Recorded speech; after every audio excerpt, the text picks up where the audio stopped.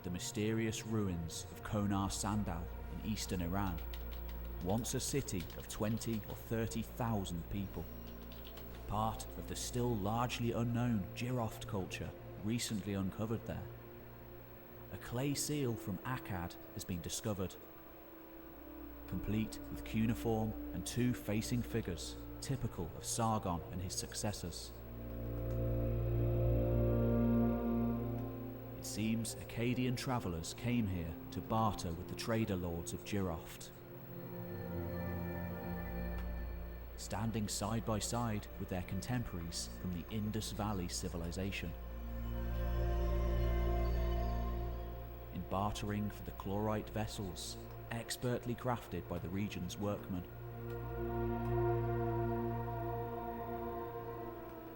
And because of these direct links with Iran, the Gulf, Egypt, and even into the Eurasian steppe, some of the earliest evidence of horses being found in the Middle East around this time.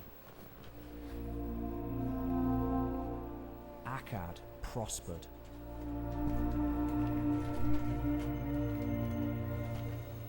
Cedarwood flowing down from Lebanon, diorite from Dilmun, grain from Sumer, tin from the mountains of Elam, lapis lazuli, chlorite and tin from far-off Afghanistan and the Indus Valley civilization. Trade ships from Malua, Mahashi and Dilmun coming into port. Due to Sargon's conquests, the world was growing larger. Alongside trade though, Agade became fabulously wealthy from the taxes that were collected from the empire's various provinces. It must have been a truly spectacular place in its day. And surely, one day, it will be found.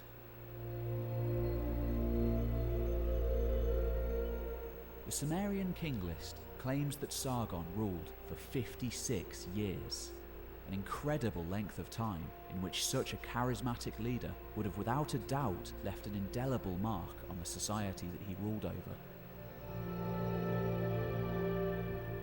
However, when Sargon died in 2279 BC, apparently of natural causes, several parts of the empire, especially in the Sumerian heartland, broke out in rebellion once more.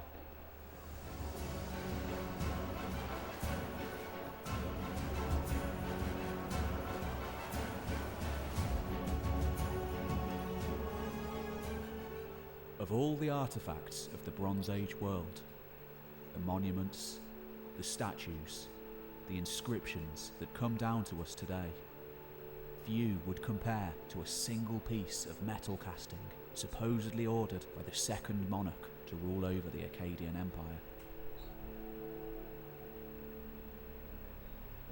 Though it didn't survive to our time, if it had, due to the sheer audacity and opulence of its construction, it surely would have been the envy of all the world. For Sargon's son and successor, Rimush, according to inscriptions referring to him, not only began to account himself amongst the gods, in a foreshadowing of the full deification of his nephew a generation later, but ordered a statue of himself to be made of pure tin. One of the rarest materials in the world, immensely expensive, largely imported into Mesopotamia from half a world away, and found only in tiny quantities in a handful of locations. The piece would be akin to a statue of pure diamond today, clearly attempting to forge divine legitimacy for the new ruling dynasty, as well as protecting their image of immense wealth and power. It may well be that, like his father before him, Rimush was forging his own cult of personality. And as we shall see, he needed it. Upon Sargon's death, almost immediately, the massive state he'd forged erupted into war and chaos. It's not known why Sargon's first Come on. son, Manish No, Tushu, why? was passed over for the position of king.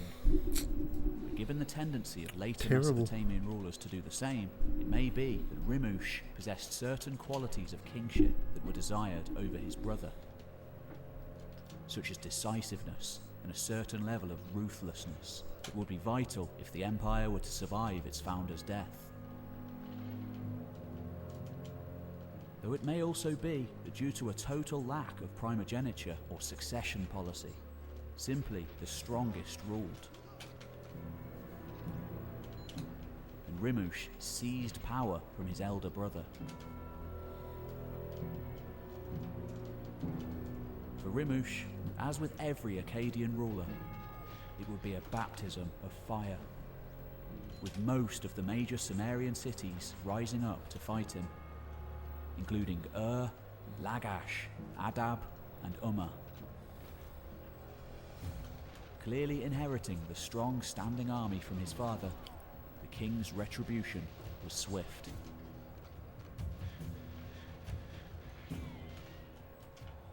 By his own account, Rimush tore down the walls of the rebellious cities, brutally killing several thousand Sumerian troops, while selling thousands of the survivors into slavery. But he went further too, expelling yet more thousands of non-combatants of fighting age from the defeated cities, subjecting them to cruel punishments, mass deportations, and hard labour. Documents uncovered from the city of Umma seem to confirm this, as they tell of citizens working and dying in what can only be described as labour camps.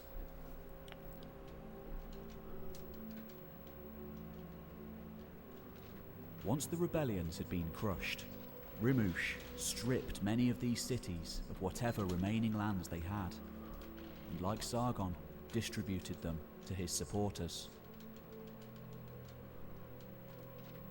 In one of the largest land transactions ever recorded in ancient history, in one fell swoop, the new king seized and reorganized approximately 134,000 hectares of farmland from the cities of Lagash and Umma. Lands they bitterly fought over for centuries, before redistributing them to the new Akkadian landholding class that his father Sargon had created just a few decades before. An entire landed class of cronies promoted by the new regime. Akkadians and Sumerians too. New men all too happy to go against the old order and tradition in order to further themselves and their families. This culture of nepotism was extremely significant because it meant that the elite and temple priesthoods of these city-states, after perhaps thousands of years, lost all claims to their ancestral lands. Come on, man. It was just another example of how many of the centuries-old institutions of Sumer were being dismantled as a result of the new Akkadian You can't order. be fucking serious. The priests had been instated by the gods, and now they were being demoted.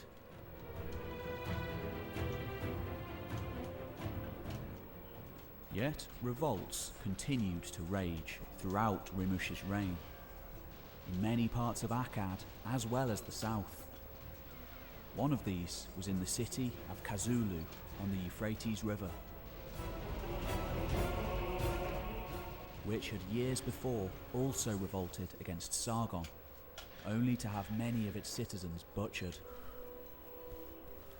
Contemporary chronicles tell that the city fared no better under Rimush, whose men brutally stamped out any resistance. Akkadian texts claim that 12,000 rebel soldiers were killed, with another 5,000 sold into slavery. Kazulu's walls were demolished.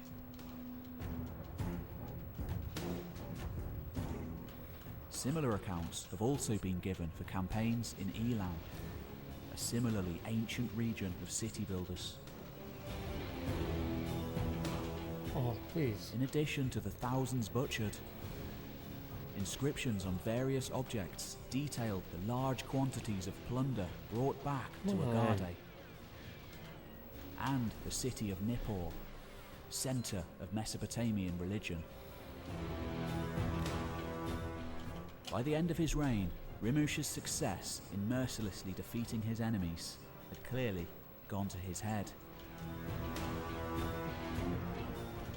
Beginning to think of himself less as a man and more like a god.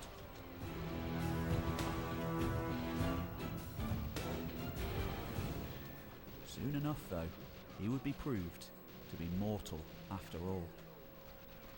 Having ruled for only 9 years, Rimush fell to assassins within his own court.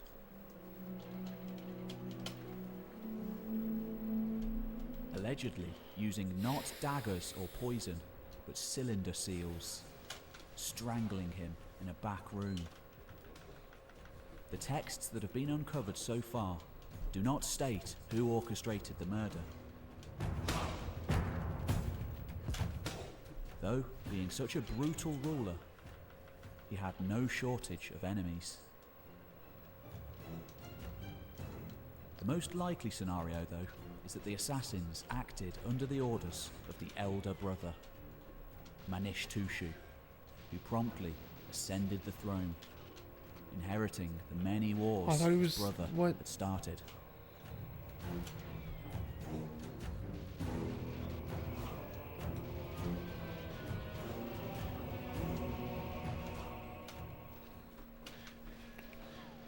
Around 4,260 years ago, 964 men sat down to a feast in the land of Akkad. Great pieces of mutton and pork roasted on spits, bread, olives, vegetables, and of course, vast quantities of beer flowed. And yet, all was not well. 49 witnesses stood by, ominously surveying the day's events, ready to step in if needed, no doubt. For those 964 individuals were giving up their lands in return for only 2 years' worth of harvests. The men watching may even have been those who were to be allocated this land. The second generation of a new elite. Men looking for the king's patronage, muscling in on the old landowners of the realm. And this scene, recorded on tablets during the reign of the third Akkadian king, Manish-Tushu, was a common one. Like the 2 kings before him, this new ruler constantly sought to expand his own household at the expense of local institutions. This is the story told by the vast amounts of administrative documents recorded on cuneiform tablets. A tale further added to by the archaeological evidence of vast administrative centres at sites like Tel Brak and Tel Leilan, apparently built in part to oversee the immense land reforms taking place. Great armies of bureaucrats recording it all. And yet, in comparison to his brother's reign, Manish-Tushu's seems to have been much more stable. It's possible that many at the Akkadian court preferred the new ruler to Rimush because of an inclination to maintain peace in an empire perpetually riven apart by war.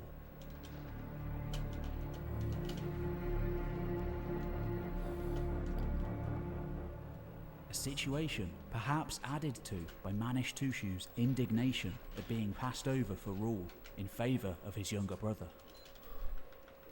It may even be that Manish-Tushu and his court faction worked behind the scenes to remove Rimush from power themselves, perhaps even instigating an unrecorded civil war between the 2 men. We'll likely never know. all Manishtushu says is that Enlil called him to power.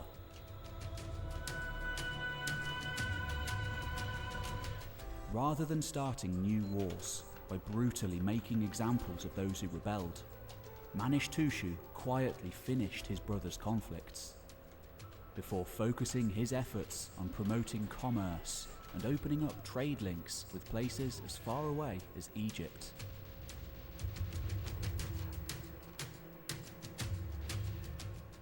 By this time, few alive had experienced a life outside the yoke of Akkadian kingship. Come on, why would it do that? The archaeology suggests that the empire really did now stretch from sea to sea, an immense land empire, stretching from the borders of Anatolia to the deserts of Iran. A remarkable achievement.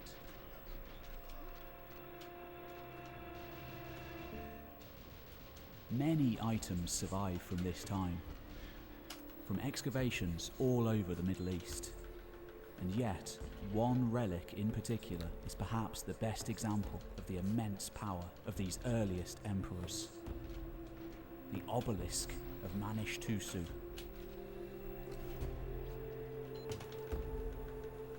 At 1.4 meters tall, this inscribed black diorite stone is a legal record telling of the distribution of 4 pieces of land. Large estates given to the king's officers in the region of Kish. We're told in Akkadian that the stone itself was taken from Magan, across the Persian Gulf, in what is now Oman.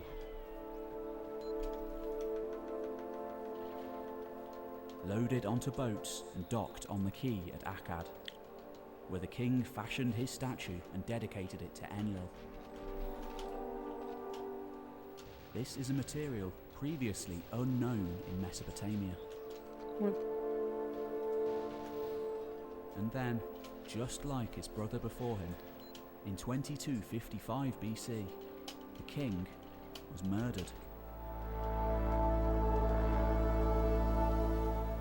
Conveniently, his son, already out on military campaign, waited patiently in the wings. He would be one of the greatest Akkadian rulers of them all. Come on.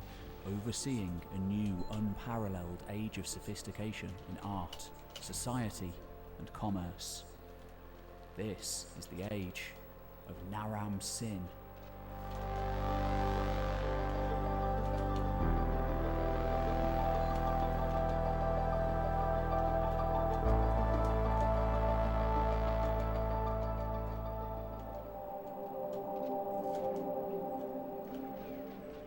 By the 6th century BC, nearly 2,000 years had passed since the heyday of the Akkadians. It would be another 2,500 years before Leonard Woolley began his excavations at Ur. Elsewhere in the world, this was the age of the Buddha, Confucius, and the burgeoning philosophers of ancient Greece. Paradigm-shifting new styles of thought during this so-called axial age.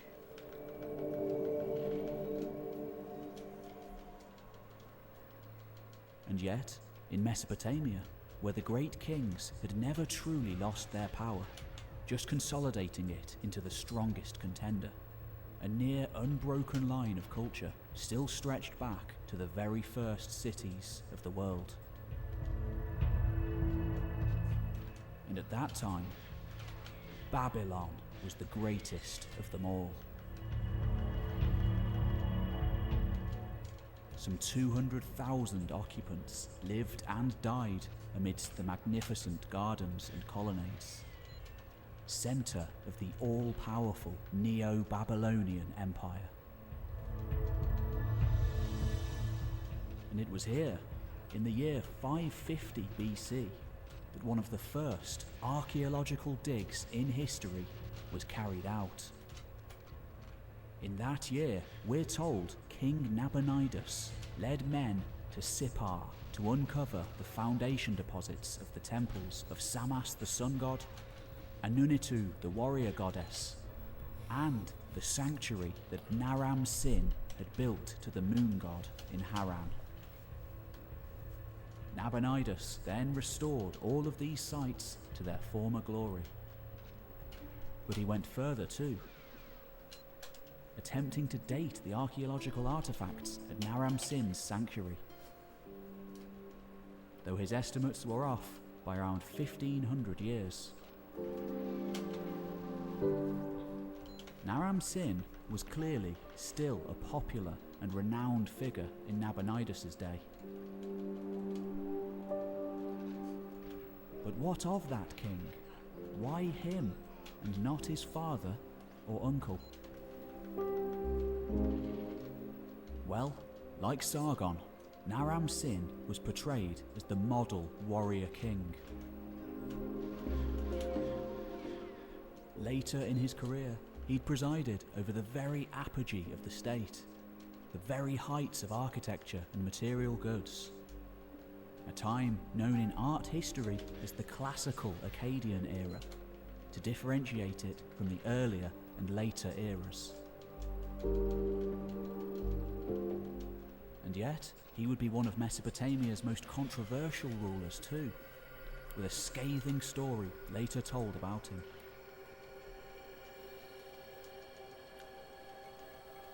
And of course, his reign began very badly, with the greatest revolt yet breaking out against the new order. It was a conflict that could have very easily stamped out the empire before it really got going. Naram Sin describes the war as the Great Revolt, led by the cities of Kish and Uruk, then still perhaps the largest city in the world. Soon enough, most, if not all, of the cities of Sumer, along with the empire's territories in Elam and the west, called their banners, rising up en masse against their imperial overlords.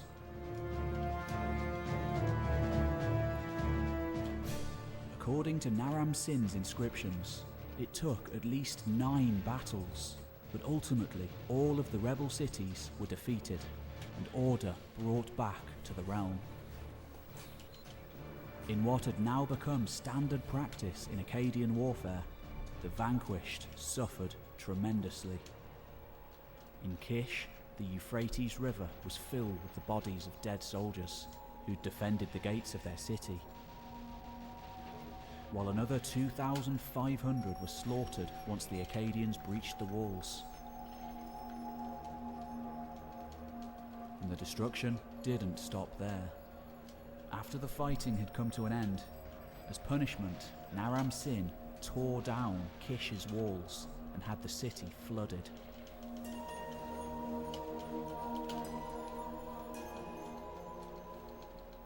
Meanwhile, in the Sumerian heartland, Uruk led a massive rebel coalition, including the cities of Lagash, Umma, Adab, Isin, Shuruppak, and even the religious centre of Nippur.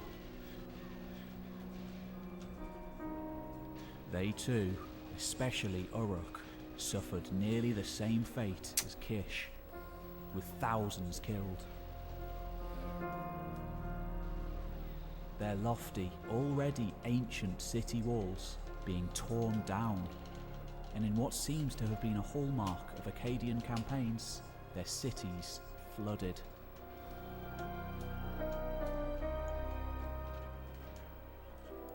It may seem excessive, but Naram Sin, clearly an astonishingly capable military commander, wanted to make the point that any dissent within the Akkadian realm would be met with death and destruction.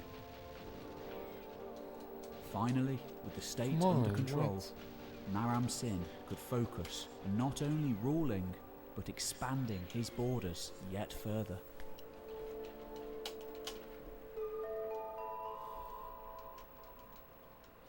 In the 36 years that Naram Sin ruled, he expanded the Akkadian Empire's network territories and tributary states to their greatest extent. Roughly from the kingdom of Marhashi believed to have been in what's today's central Iran, all the way to the waters of the Mediterranean, and perhaps even the island of Cyprus.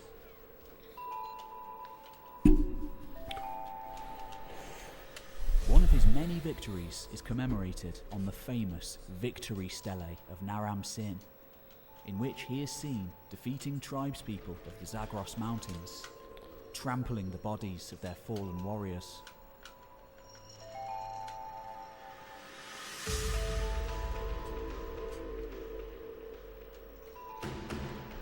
It may have been Naram Sin who finally destroyed early Bronze Age Ebla.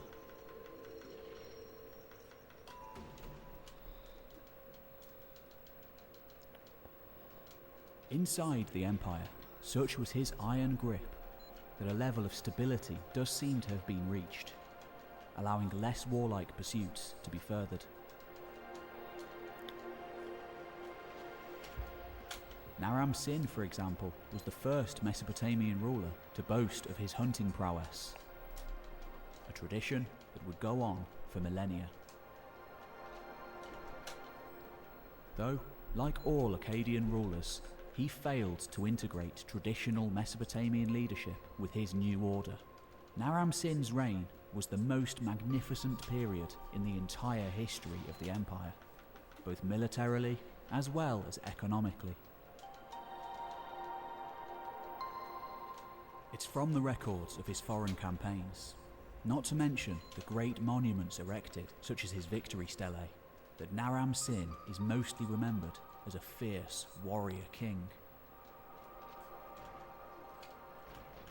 However, he was also a great builder. Along with other sanctuaries, such as that at Haran, Why? he completely renovated ancient Mesopotamia's most famous and sacred temple, the Ekor at Nippur, which was dedicated to the god Oh, Enlil. come on. What? The building was to be the crowning achievement of his reign.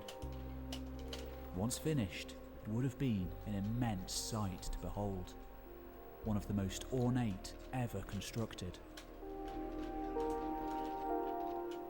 Documents uncovered from that city detail much of its construction activities, as well as the sheer quantity of precious metals and the number of workers involved in its renovation. Overseen by the Crown Prince, Shakalishari, one text records that in addition to hundreds of workers, there were at least 77 special woodworkers, 86 goldsmiths, 10 sculptors, 54 carpenters, and other groups of specialised labourers brought there from all over the empire.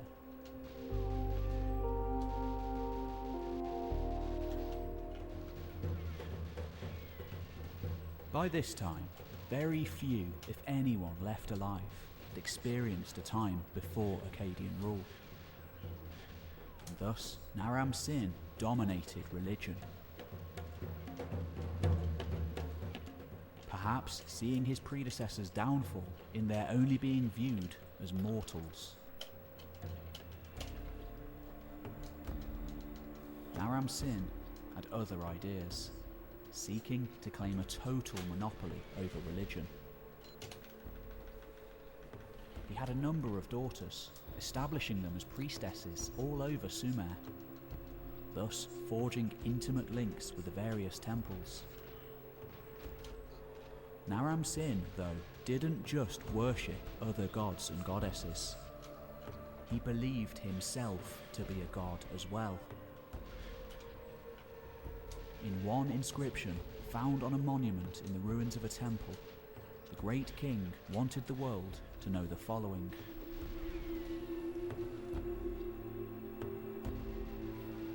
Naram Sin, the mighty, king of Agada, when the four quarters of the earth attacked him together, through the love Ishtar bore him, was victorious in 9 battles in a single year, and captured the kings whom they had raised up against him. Because he had defended his city in crisis, the people of his city asked of him that he be the god of their city Agade. With Ishtar in Iana, with Enlil in Nippur, with Dagan in Tutul, with Nihosag in Kesh, with Enki in Eridu, with Sin in with Shamash in Sippar, with Nergal in Kutha, and they built his temple in Agade. Yet, unlike Sargon, Naram Sin proved to be especially unpopular in the generations to come. His self-deification, along with what many felt was his vanity, would be remembered by the authors of later epic literature as just a few of the reasons for his downfall. Most notable being the Curse of Agade, a largely fictional retelling of the fall of the empire, with Naram Sin cast as the reason for its demise. As we've seen, the truth seems to have been far from this. Though he may have believed himself to be divine, after 36 years on the throne of Akkad, like any mortal, Naram Sin died. Not a warrior's death in battle or from the blade of an assassin's dagger, but simply, we're told, natural causes that come with old age. Soon enough, though, everything in the Empire was to change.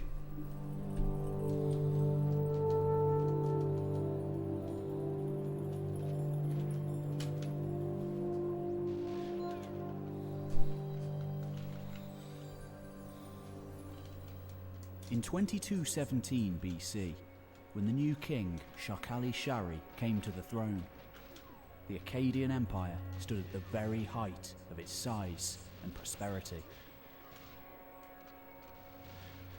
Just 25 years later, only a rump state around Akkad remained. Hemmed in, beset by hostile enemies on all sides. Unfortunately, unlike his predecessors, there are relatively few inscriptions dating to his reign.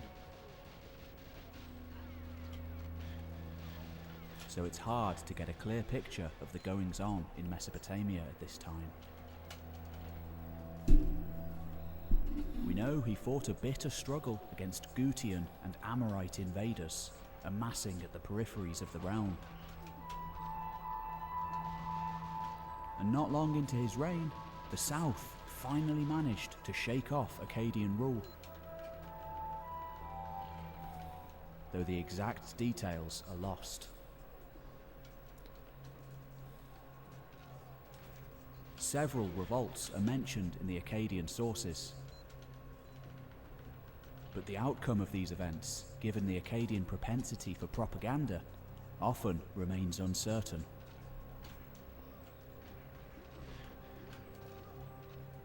There were several short-lived kings ruling in Agade after Shakali-Shari's death. Though their relationship to the Akkadian dynasty of Sargon isn't clear. The final of these rulers was Shu-Dorul, who later texts and traditions maintain was killed when a people from the Zagros Mountains, the Gutians, breached Agade's walls and set the city on fire. As mentioned earlier though, the ruins of Agade have yet to be found, and so this part of the story cannot yet be confirmed with archaeology. Though surely a city like Agade had to have met its end in a siege.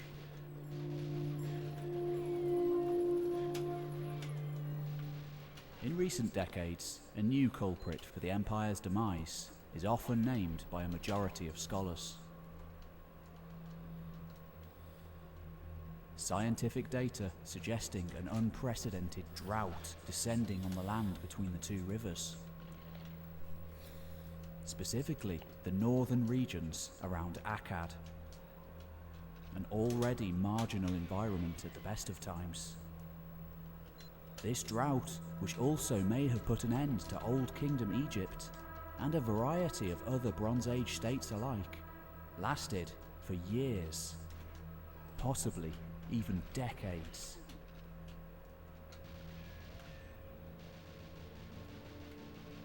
This new lack of rain would have resulted in increased desertification, as well as a reduction in the vital flow of the Euphrates and Tigris rivers, thus reducing the amount of arable land that could have been irrigated and farmed. Soon leading to famine, an overall collapse of the regional economy, and massive unrest amongst the general population. In such conditions, it would have been extremely difficult for any ruler to keep such a large state together, no matter how great. Such conditions would also have given peoples such as the Gutians an opportunity, and perhaps need to raid Akkadian lands, and ultimately make it to the capital of Agade itself, which, as later texts make clear, they destroyed, before ruling themselves as the new lords of Mesopotamia for a century or more.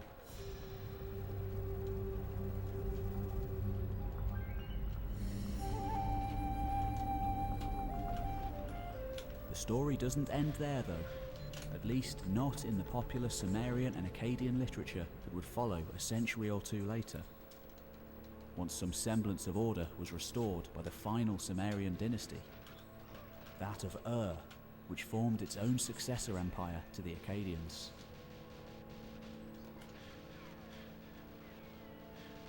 There are several legends about Sargon in particular, mostly revolving around his life and conquests, that were compiled into various mini-epics and recited by poets and bards as they travelled from city to city, telling stories of the great figures of the past. Interestingly, there are also several works of literature dealing with the life of Naram-Sin. But unlike those of Sargon, they are more cautionary tales than stories of valor. The most famous of these being the Curse of Agade, a work of fiction loosely based around historical events.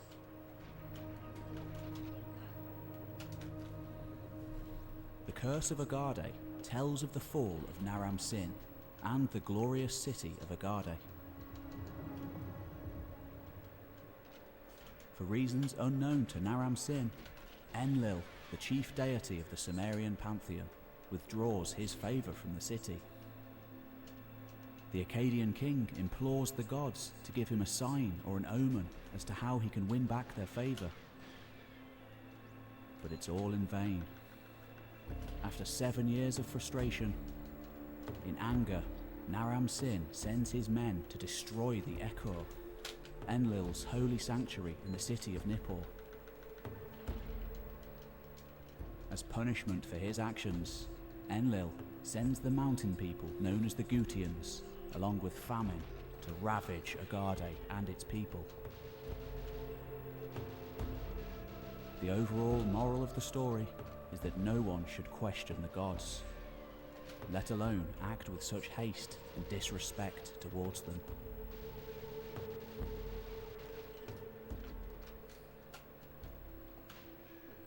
I hate this fucking game.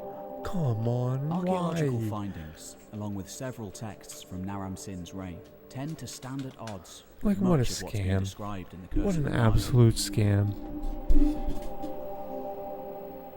And yet, the events that may have ultimately brought about the city's downfall, namely Gutian attacks and widespread famine, do seem to have some basis in history. Albeit Thanks, bro. likely having taken place towards the end of the reign of his successor. Perhaps later misconstrued by storytellers. In reality, Naram-Sin himself was a very pious individual who, as mentioned before, ordered the renovation of the Ekur and made it grander than ever before. Regardless of their portrayals in later literature, both Sargon and Naram-Sin would be remembered for centuries to come as two of ancient Mesopotamia's most powerful rulers. Their stories and achievements would inspire many of the kings who would come after them to establish great empires of their own. The Akkadian rulers completely LOL, changed the yeah, it landscape was of the LOL. Near Everything's Eastern world moot. All my forevermore. facial expression when I didn't open. Gone were the I days was a of little petty ahead, city-states I whose admit. citizens fought But wars man, over that's plots pretty of much what I want to farmland, do. and whose lives revolved around their patron deity. As part of the Akkadian state, these cities being here, became bro. part of a much larger and more dynamic I'm political gonna entity, eat dinner soon. unlike anything I'm gonna keep that had stream ever on. been seen I'm just gonna before, take like a 15-minute break. thus laying the framework for all empires to follow. History of other Sargon planets and his descendants aliens? opened up a whole Dude, new world yeah, there's for probably the a lot of people like the ancient fake. Near East, There's some that Anunnaki. was not sustained by might alone. That's through the fostering trade Sumerians and the wrote in exchange of tablets, I think, ideas. about Most of these the like known aliens that civilization came to at the time. Earth, and like humans are from aliens or Not some just shit. this, but future empires of the Near East would It's all really interesting imitate stuff, but I aspects mean, of the I only Akkadian want model to listen to of like administration truthful stuff. and You know what I mean? centralized government. Wow, yeah, I'll put At on least an 2 Anunnaki, but millennia like, dude, after Agade's fall. what it is from the clay tablets. Okay, I'll search the literal And finally, translation of the it. Akkadians gave the region there'll and the be surrounding some- areas their language, Akkadian, Because why which would the became earliest lingua writings franca have for that? the It's Near so East crazy. until it was replaced by It's Aramaic wild. nearly Could it be fiction? 1500 years later.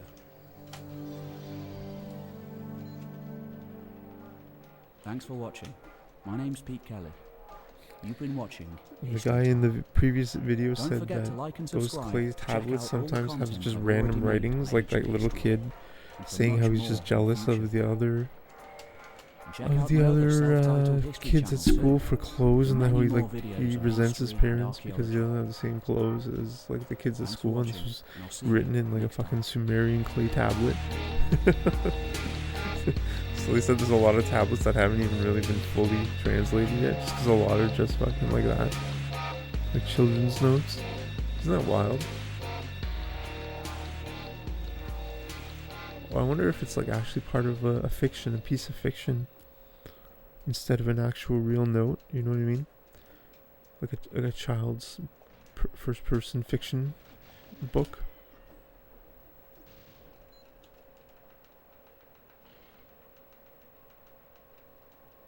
Oh wow, insane.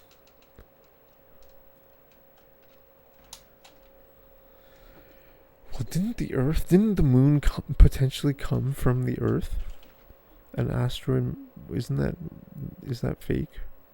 I may have made that up. I probably may have just made that up. Where an asteroid hit the Earth, and the moon, I don't think that's right. I think the moon, wait, no, yeah, no, I'm an idiot.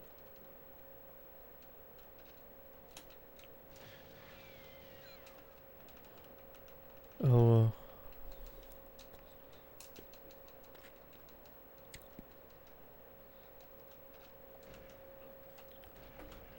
I wonder if they've gone to the dark side of the moon yet. If they have photos from it, from the sun shining on the dark side of the moon.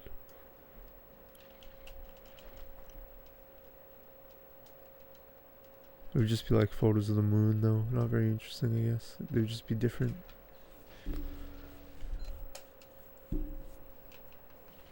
I haven't thought of that. Yeah. Should I look up a video on that? Yeah, we just see one side. I'll put it on the video. I'm gonna eat dinner now. I'm gonna go downstairs. Take a break. It's a good place.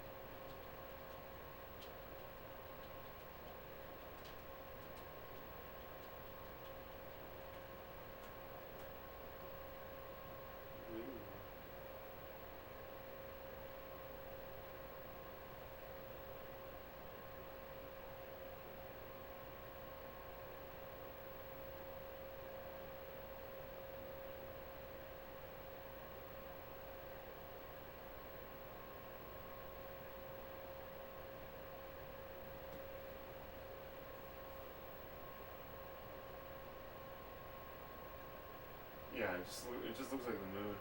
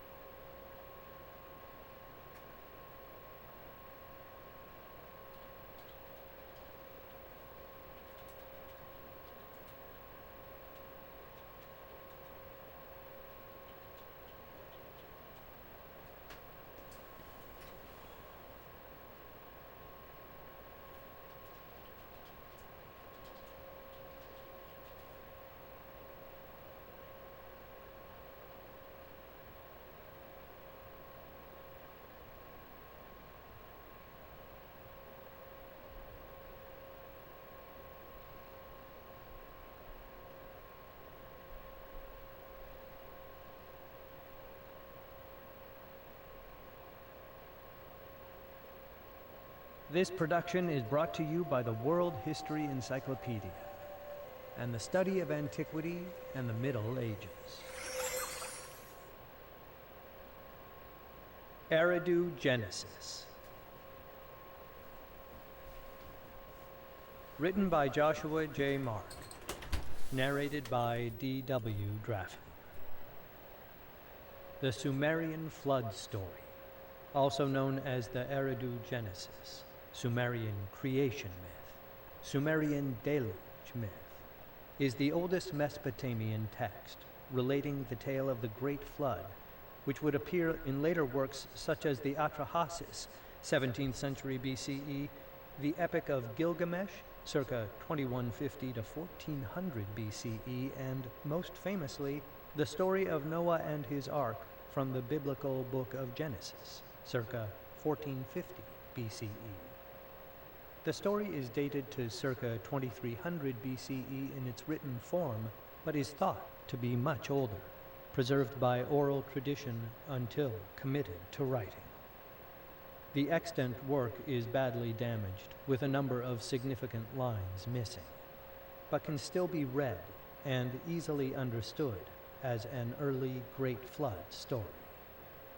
Scholars who have studied the text generally rely on the later Akkadian Babylonian Atrahasis, which tells the same tale, to fill in the blanks of missing text from the broken tablet. The story most likely influenced the Egyptian flood story known as the Book of the Heavenly Cow, dated in part to the first intermediate period of Egypt, 2181 to 2040 BCE, but certainly was the inspiration for the later Mesopotamian works as well as the biblical narrative of Noah. The story was first discovered in 1893 CE during the period of widespread expeditions and excavations throughout Mesopotamia, funded by Western institutions. The good man, in this version of the tale, chosen to survive the flood and preserve life on earth, is the priest king Ziudsura of the city of Surapa, whose name means life of long days. This same figure appears as Atrahasis, exceedingly wise, in the later work that bears his name, as Utnapishtim, he found life, in the Epic of Gilgamesh, and as Noah, rest or peace, in the book of Genesis. Expeditions and discovery. In the 19th century CE, Western institutions, including museums and universities, funded expeditions to Mesopotamia in hopes of finding physical evidence which would corroborate the historicity of biblical narratives. The 19th century CE saw the unprecedented practice of increasingly critical readings of the Bible, which questioned long-held beliefs regarding its divine origin and supposed infallibility.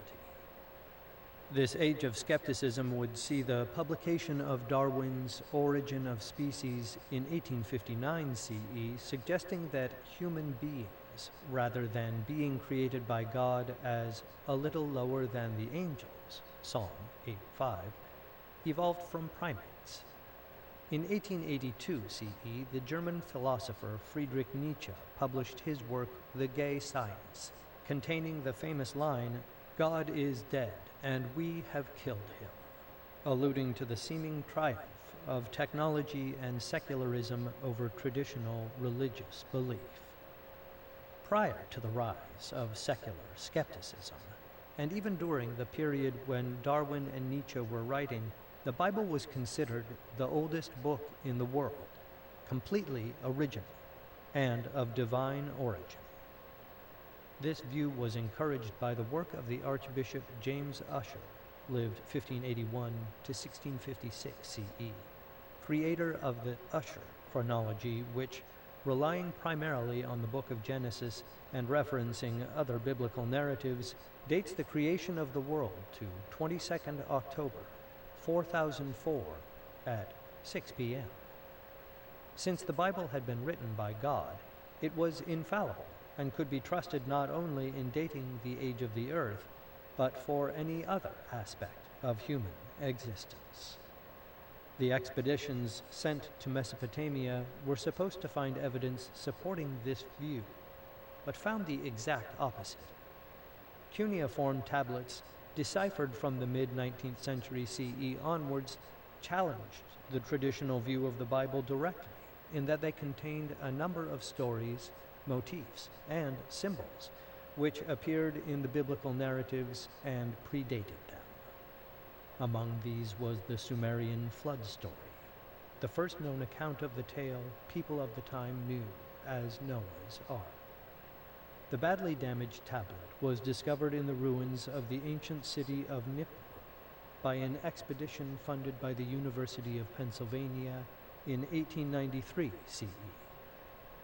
It was left untranslated until 1912 CE, when the German Assyriologist Arno Perbel, lived 1881 to 1958 CE, deciphered it as part of his job for the University of Pennsylvania. Scored big, dudes. The existence really of a pre-biblical account of Noah's flood suggested to some that the traditional interpretation of the Bible needed to be rethought, while to others that a Mesopotamian account of a great flood corroborated the biblical story, just from another point of view. The British archaeologist Sir Leonard Woolley, lived 1880 to 1960 CE, challenged this later claim through his excavations at the ruins of ancient Ur. I'm so hungry, ready to speed run after. During the 1928-1929 CE excavation season, Woolley sank a series of shafts into the soil and determined there had been significant flooding in the region, but that this was a local, not global event, and further, was not a singular incident, but had happened a number of times when the Tigris and Euphrates rivers overflowed their banks. Woolley's excavations were mirrored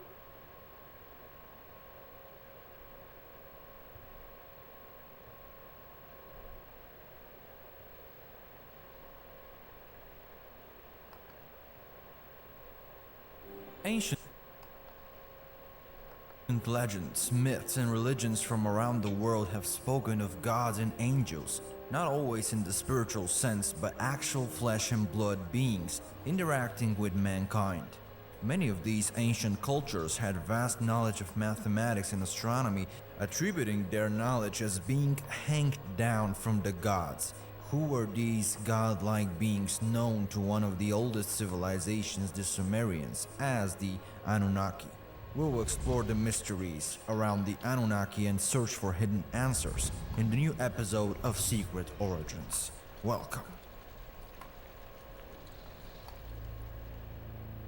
The Sumerian civilization, which emerged more than 6,000 years ago from the Stone Age, is credited with over 100 of the earliest advancements for a modern society. These include agriculture, science, medicine, mathematics, kingship, laws, courts, judges, schools, and essentially all aspects of society that were integral to its development. But how did a civilization like this become so advanced out of nowhere? Is it possible that they were held by another more advanced extraterrestrial civilization? In recent times, one theory has been tremendously gaining popularity, the one about the ancient astronauts and the beings called the Anunnaki. Who were they? Did they truly exist? And if so, what was their purpose and the motivation for creating humanity? Thought to be the oldest civilization in the world, the southern Mesopotamian